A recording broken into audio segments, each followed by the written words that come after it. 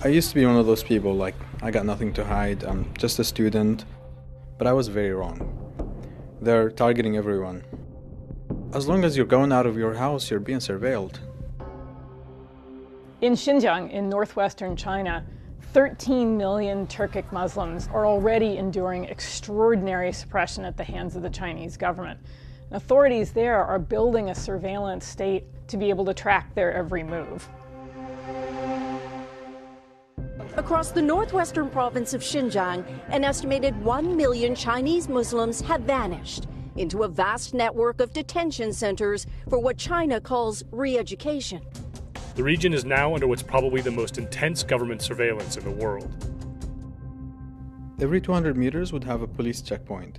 And then on top of that, there are all these checkpoints at public places wherever you go. If you're Uyghur, they stop you. They would just say, "Where's your ID? I want to check your ID." They would punch in the ID number and then they would see everything about you. One tool at the heart of Xinjiang's surveillance system is the IJOP, or the Integrated Joint Operations Platform. The IJOP has an app that's used by police and government officials to track extraordinary amounts of personal information about individuals, ranging from their religious habits to their blood type. Human Rights Watch got a hold of a copy of the app and used a technique called reverse engineering to look at the source code, basically the design of the app. This is what it looks like when an officer pulls up an individual's profile. They enter the person's name, ID number, ethnicity, and then the officer takes a photo of the person's ID card to see if that matches the person's face. As you scroll, you see more information is being collected from the person, including their address, how tall they are, their blood type, their educational level, their occupation, their political affiliation, information about their car, license plate, driver's name, driver's ID card number. On its surface, most of this information looks like standard fare for police, but as we dig deeper into the app, we can see that ordinary, routine legal behavior is being treated by authorities as suspect. This is what it looks like when the IJOP system has flagged someone whose phone number the system has lost track of. The IJOP system sends an alert to government officials to go and investigate the reason why that phone number has gone missing, and note if this person is suspicious and requires further investigation. Or here's another example. This is a report that the IJOP system sends to government officials about someone who used an unusual amount of electricity.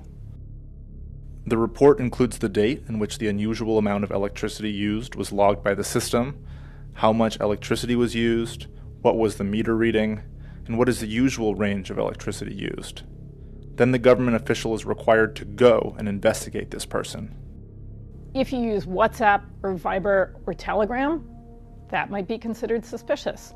If you go at the back door of your house instead of the front, the police might turn up to investigate. The list goes on. The information from the app feeds into a central system and combines with information from other surveillance systems, including CCTV cameras that rely on facial recognition software, and even Wi-Fi sniffers that are used as people walk through checkpoints to pull information off their phones. The IJOP system aggregates all this data about people, flags those it deems suspicious, and sends alerts to nearby officials. These dubious criteria are being used to identify large numbers of people, many of whom are then arbitrarily locked up. In total, I spent about a month in different jails.